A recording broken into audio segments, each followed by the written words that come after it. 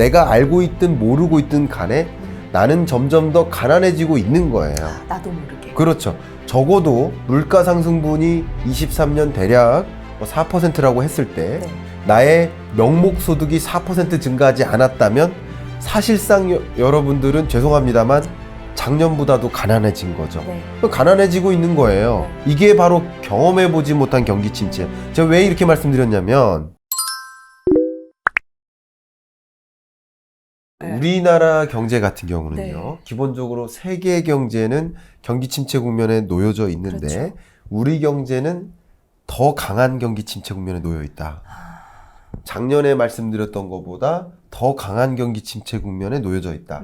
라는 말씀을 드리고 싶습니다. 네. 제가 공포감을 조성하려는 목적이 절대 아닙니다. 네. 이 상황을 바로 알아주셨으면 좋겠다는 뜻입니다. 네. 바로 알고 어떻게 대응할지를 고민해야 되는 것이지 공포감에 휩싸여가지고 고민하자는 뜻이 아니에요. 네. 밖에 비가 내리고 있다. 그렇다고 해서 안 나갈 필요 없어요. 우산 들고 나가시면 돼요. 근데 지금 비가 오는지 아닌지를 알려드리는 중인 거예요. 근데 왜 비가 온다는 것을 가지고 나가지 말라는 식으로 이해하시냐 이거예요. 그죠? 그쵸. 이해가시죠? 네. 그러니까 지금 상황이 어떤 상황인지를 알려드리는 거예요. 겨울인지 여름인지를 구분하자 이거예요. 제가 작년에도 무슨 말씀드렸냐면 철부지가 되지 말자. 그러니까 철부지의 철이 뭐냐면 계절이에요. 그리고 부지는 모른다는 뜻이에요. 네. 그 책의 세 번째 문단에 그 단어가 있어요. 계절을 구분하지 못하는 사람을 철부지라고 해요. 그럼 농사를 지을 때 봄에는 뭐 해요? 봄에는 씨 뿌리잖아요. 네. 가을에는 뭐 합니까? 걷어야죠. 수확해요. 예. 예. 근데 가을에 씨 뿌리면 그 농사 어떻게 될까요? 그건 망하는 거죠. 계절이 그렇게 안 농사 좋아지고. 짓는 사람을 철부지라고 하는 거예요. 계절에 걸맞게 행동하라 이거예요. 그러면 지금 계절이 어떤 계절인지를 알면 되는 거예요. 네. 사람도 마찬가지. 겨울이 온다. 그러면 파카 입고 나가면 되는데 겨울이 오는지를 모르면 여름 옷 입고 나가는 아무거나 입고 거죠. 나가는 그죠? 네. 그러다가 감기 걸리는 거잖아요. 네. 그러면 지금 겨울인지 여름인지를 말씀드리는 것뿐이고 겨울이면 겨울이라고 말씀드리는 건데 그 상황을 인지하지 않고 나가면 안 되니까 네. 이게 공포감을 조성하는 게 아니라 계절이 지금 어떤 상황인지를 이해하자라는 거예요. 그렇죠. 이게 왜 계절의 비유를 했냐면 네. 경제도 똑같아요. 우리 계절의 변화를 거부할 수 있습니까? 아유. 근데 경제 여건의 변화도 거부할 수가 없어요. 경기 침체가 온다거나 인플레이션이 온다거나 금리가 올라간다는 거 이거는 내가 결정할 수 있는 게 아니에요. 나는 그 결정되어 있는 환경에 맞게 대응해야 되는 것뿐인 거예요. 네. 그렇죠? 네. 그렇기 때문에 우리는 그 여건의 변화를 이해해야 된다 이 말씀을 드리는 그렇죠. 거예요. 그죠? 네. 그런 관점에서 경제가 어떤 상황인지 우리나라. 냉혹한 현실을 네. 좀 말씀드릴게요. 일단 세계 경제부터 좀 주민해 보도록 하겠습니다. 네. 주민해 보면 명확히 이해가 되세요. 2020년 팬데믹 경제 위기 마이너스 3.1%. 네. 이게 경제 위기입니다. 네. 경제 위기. 명확하게 다르죠. 네. 23년 경제는 L자로 꺾여 들어가죠. 네. 이걸 경기 침체라고 해요. 명확하게 다르죠. 네. 그러니까 경기 침체라고 했는데 경제 위기라고 이해하면 전혀 다른 의미의 뜻을 다른 받아들이는- 의미를 네. 가지고 그렇게 받아들이시는 거예요. 네. 그죠? 네. 경기 침체라는 거예요. 그리고 종전에 봤을 때보다 점점점 안 좋게 흘러가죠. 세계 네. 경제가. 네. 이 경기 침체 국면이에요. 그 경기 침체 여부를 확인할 수 있는 여러 잣대들이 있는데 가장 많이 범용화된 그 잣대가 PMI라고 해요. PMI. PMI. 제조업 지수입니다. 이 제조업 지수가 제조업 업황을 보세요. 21년 4월부터 지속적으로 유로존 이렇게 꺼지죠. 그리고 기준선이 50입니다. 네. 50보다도 밑돌아요. 네.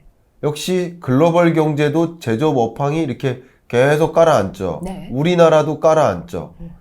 미국도 지금 조금 반등하는 것 같지만 어쨌든 추세적으로는 깔아앉죠. 네. 이게 경기 침체인 거예요. PMI 지수가 50이 안 되는 거. 그죠? 네. 그래서 50 위에서 깔아앉는 이것을 둔화. 이게 둔화 국면. 둔화 국면. 예. 그리고 이렇게 밑으로 또 깔아앉는 것을 침체 국면. 이렇게 판단하시면 좀 더 도움이 될 것 같아요. 네. 이게 하강 국면이고 네. 이런 관점에서 우리 한국 경제를 보겠습니다. 네. 2020년 한국 경제가 경제 위기였어요. 역성장했으니까. 네. 이게 경제 위기입니다. 그리고 경제가 회복되는 듯 했다가 다시 L자로 꺾여 들어가죠. 제가 작년에 전망했을 때, 네. 작년에 월부에 나왔을 때는 1.9%로 전망했었습니다. 이것도 경기 침체예요. 네. 이따가 설명드릴게요. 네. 근데 지금은 1.4로 내려잡았습니다. 하향 조정한 거예요. 근데 저만 내려잡은 게 아님을 강조하겠습니다. 네. 작년 10월에 제가 이 책을 전망서를 발간했을 때 1.9라고 했는데 그 다음 달에 KDI가 1.8로 낮춰 잡았어요. 네. 그리고 그 다음 달에 한국은행도 낮춰 잡았어요. 1.7로. 네. 그리고 2월 달에 또 한 번 낮춰 잡아서 1.6입니다. 기재부는 1.6으로 내려 잡았고요. 네. 그리고 IMF가 4월 달에 1.5로 낮춰 잡았어요. 네. 그러니까 이게 경제 성장률을 전망하는 기관은 다르지만 시점적으로 지금 현재에 가까워질수록 23년 중반에 가까워질수록 더 낮춰지는 경향도 있죠. 네, 내려가네요. 네. 저는 지금 1.4로 잡은 거예요. 되셨죠? 네. 자, 이런 상황이에요. 근데 제가 지금 강조하겠습니다. 1.5%의 IMF가 전망한 한국 경제 성장률 전망치는 우리나라가 근현대사에서 4번의 경제 위기를 겪었는데 네. 정확히 오일 쇼크에 따른 충격 1980년 이때 역성장했습니다. 네. 마이너스 1.7%.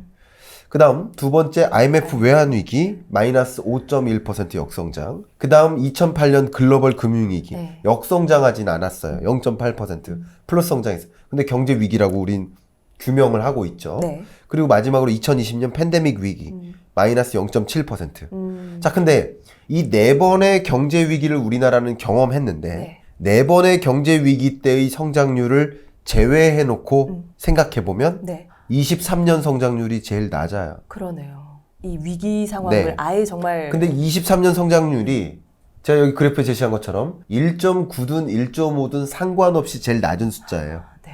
이걸 경기 침체라고 안 할 수 있나요? 경제 위기급에 가까운 경기 침체인데요.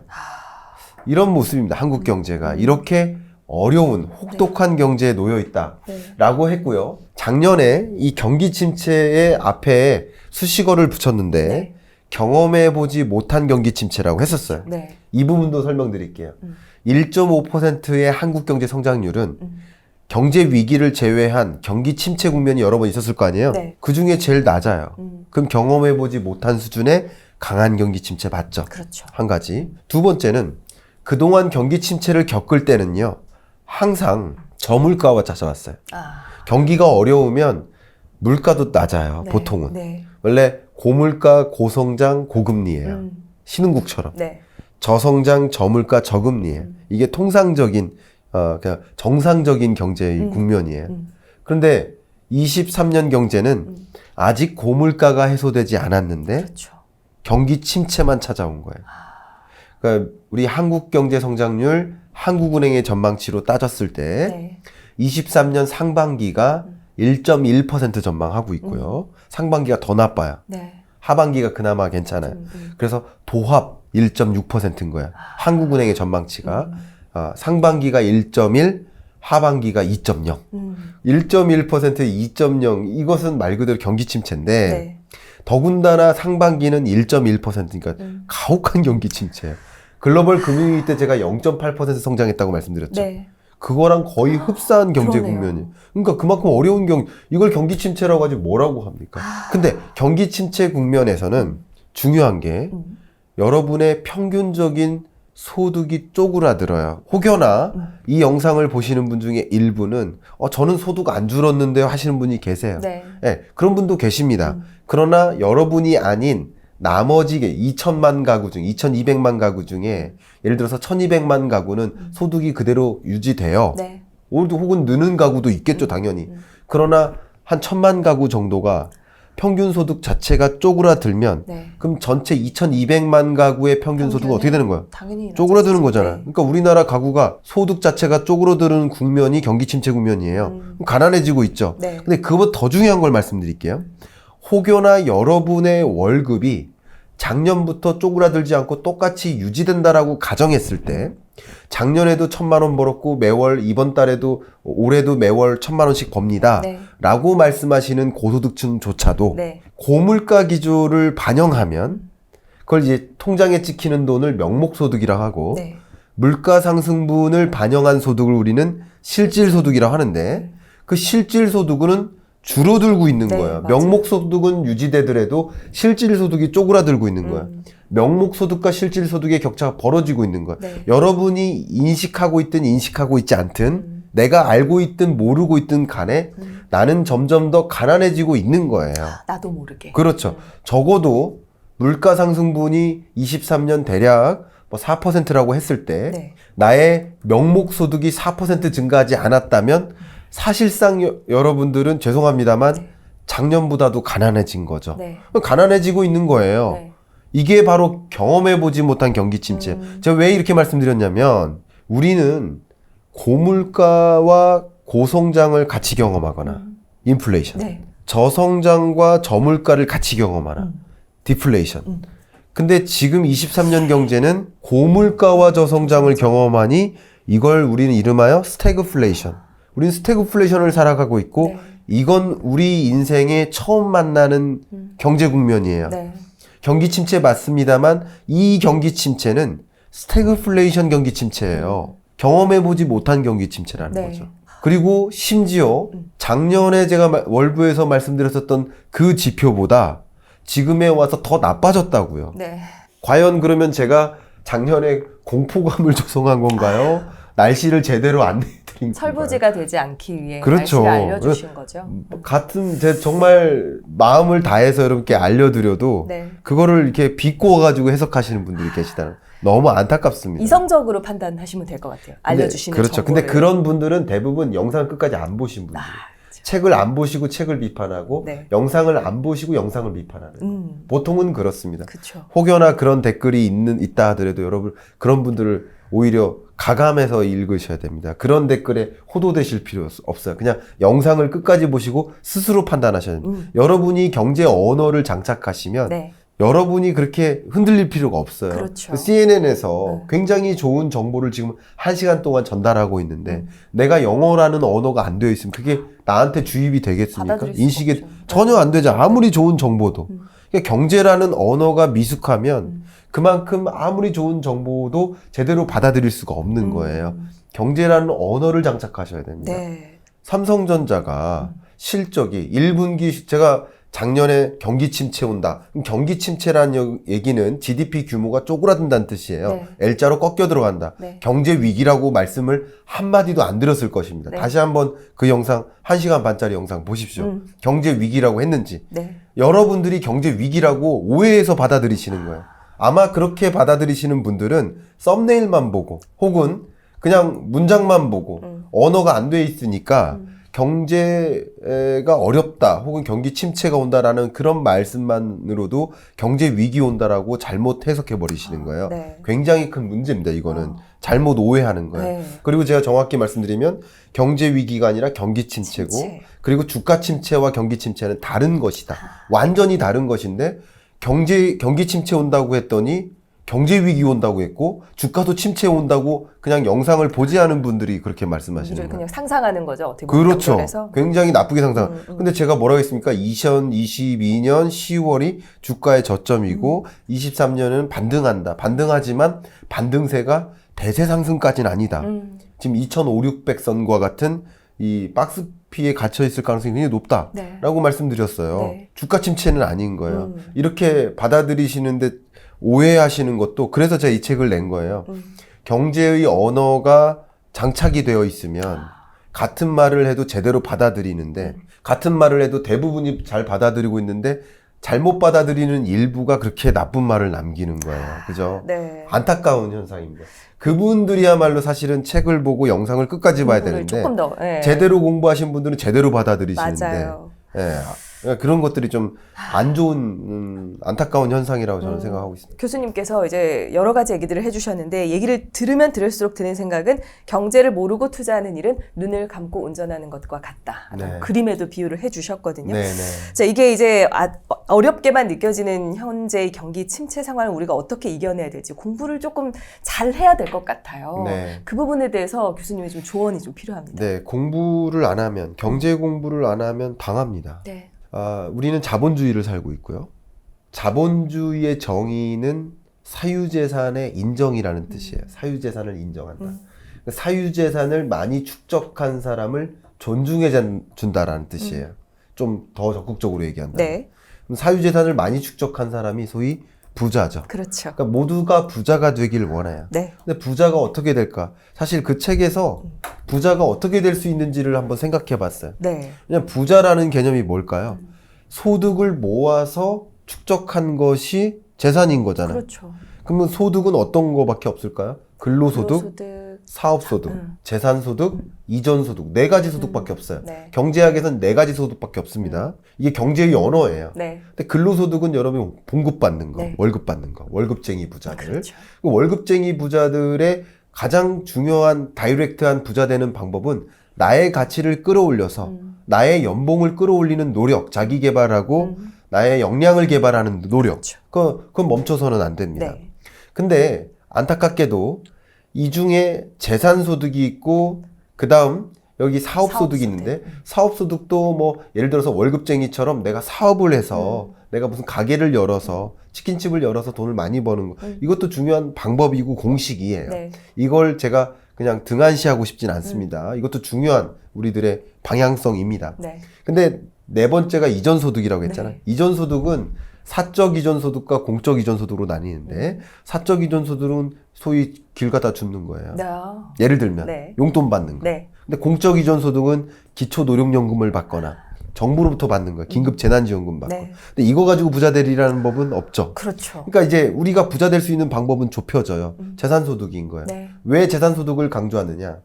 소득의 증가 속도가 자산 가치의 증가 속도보다 느리기 때문에 그냥 내가 막연히 열심히 성실히 일하면 나는 막연히 열심히 성실히 일할 뿐 부자 되진 않는 거예요. 왜냐면 내가 열심히 일해서 돈을 모으는 과정에서 이미 자산 가치는 멀리 달아나 있는 거예요. 네. 달아나 있는 거예요. 속도가 뭐 너무 빠르니까. 그렇죠. 네. 그런 관점에서 단순히 내가 열심히 성실히 일하는 것만으로 부자 될 수는 없겠구나라는 것을 자각하는 것부터 시작을 해야 됩니다. 그게 경제 공부입니다. 이 자본주의에서 모두가 부자가 되길 원하는데 그럼 여러분이 그냥 월급만 가지고 부자가 될 수 있는지 한번 계산해 보세요. 네. 내가 1년에 얼마 모으고 그럼 10년 동안 예를 들어 10억을 모은다. 그럼 10억만큼 부자 됐을까요? 여러분 10년 전에 이 1,000원과 10년 후 지금의 1,000원이 같은 1,000원이에요? 아, 다르죠. 그럼 10억을 모은다 한들 그 10억은 다른 10억일 거예요. 그동안의 자산 가치는 더 폭발적으로 올라가 있을 것이고요. 그런 것을 생각해 본다면 소득 상위 10%면 네.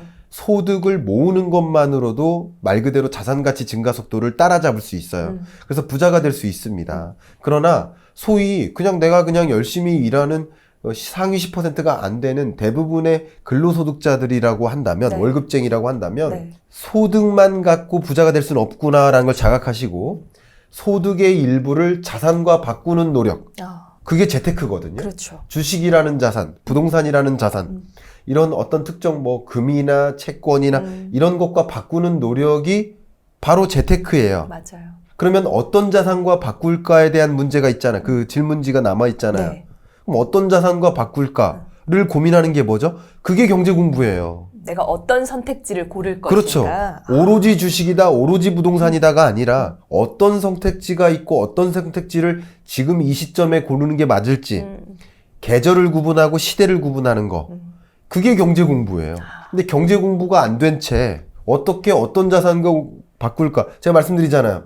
종목이 중요한 게 아니라고요. 네. 왜냐면 미국 주가 그래프 보세요. 한국 주가 그래프 보세요. 1년치 놓고 한번 비교해 보세요. 네. 다른지 똑같습니다. 그러면 종목이 중요한 거예요? 거시경제가 중요한 거예요? 네. 세계 부동산 시장의 흐름이 하나같이 똑같이 움직여요. 그럼 역시 국내 정책이 중요한 거예요? 정치가 중요한 거예요? 아니면 거시경제가 중요한 거예요? 주식도 부동산도 역시 그 밖에 나머지 자산도 거시경제라는 숲을 구성하는 각각의 나무인데 왜 나무에 매달려서 고민하냐 이거예요. 아, 나와서 숲을 보시고 이번에는 어떤 나무일지 이번에는 어떤 나무일지 나의 소득의 일부를 어떤 나무와 바꿀지를 고민해야 된다는 것이고 그 고민하는 과정이 경제 공부라는 거죠. 거시경제라는 것의 필요성, 거시경제 공부의 필요성은 아마도 22년, 23년을 보내면서 자각하셨을 겁니다. 네. 근데 많은 분들이 그런 질문 하세요. 경제 그럼 어떻게 공부합니까? 어떻게 입문합니까? 아예 아무것도 모르는데 뭐부터 시작해야 될지 모르겠다. 그런 질문을 저는 정말 많이 받았고 네. 그래서 이 책을 마련한 겁니다. 이렇게 그냥 이대로 하시면 됩니다. 아, 제가 그래서 거의 쪽집기 과외를 했어요. 제가 표현을 어떻게 했냐면 세상에서 가장 쉬운 경제 입문서. 가장 쉬운 세계에서 경제. 가장 쉽습니다. 세계에서. 제가 이건 자신 있습니다. 세계에서 가장 쉬운 경제인문서입니다. 아니 사실 교수님의 채널에 네. 여러 가지 영상만 봐도 네. 이렇게까지 쉽게 설명해 주실 수가 있을까라는 생각이 들거든요. 네. 저처럼 경제 잘 알지 못하는 경알못들도 네. 충분히 이해할 수 있게끔 설명을 많이 잘해 주셨는데 이 책에도 또 그 내용을 담았다고 하니까 마치 우리가 이 경제 침체 시기를 좀 잘 벗어나기 위해서는 좀 총알이 장전돼 있어야 되잖아요. 네. 지식도 쌓고 준비가 네네. 돼 있어야 되는 만큼 네. 그런 관점에서 교수님이 해주신 내용들 여러분께서 많은 도움 받으셨으면 좋겠습니다. 마지막으로 저희 시청자분들께 인사 좀 나눠주세요. 네, 우리 월부 채널 제가 너무나 좋아하는 채널이고요. 네. 특히 공부하고자 하는 분들이 많이 모여 계셔서 더더군다나 제가 마음으로 이제 너무나 출연하고 싶은, 제가 맨날 월부 언제 출연할 수 있는지 물어봅니다. 정말 그렇게 좋아하는 제가 채널이고요. 이 채널에 다시 나와서 여러분께 인사드릴 수 있어서 너무나 반갑고요. 네. 여러분들이 제대로 객관적으로 경제를 진단하고 스스로 판단할 수 있는 그런 능력을 꼭 배양하실 수 있길 바라고, 누가 이렇다에 그냥 휩쓸려 다니지 마시고 스스로 판단할 수 있는 능력을 갖추시길 바라고, 스스로 판단하는 능력, 내가 눈을 뜨고 있으면 누구 말을 들을지, 누구의 지팡이에 매달려서 다닐 수 있을지를 찾을 수 있어요. 진위를 판단할 수 있어요. 네. 그런 관점에서 여러분이 경제에 눈을 뜨셨으면 좋겠습니다. 절대 제가 계속 드리는 이야기죠. 네. 눈을 감고 운전하는 일이 없으셨기를 좀 바랍니다. 서울 시민들의 평균 소득으로 집을 사는 데까지 걸리는 시간이 12.2년이 평균이에요. 요 평균보다 요 아래쪽에 이렇게 우음푹 패여 있는 데 있죠. 요 시기가 집값이 진짜 쌌던 시기라는 거죠. 여기까지 따라오셨으면 이제부터 하나 중요한 게 있어요. 그게 뭐냐? 뿅!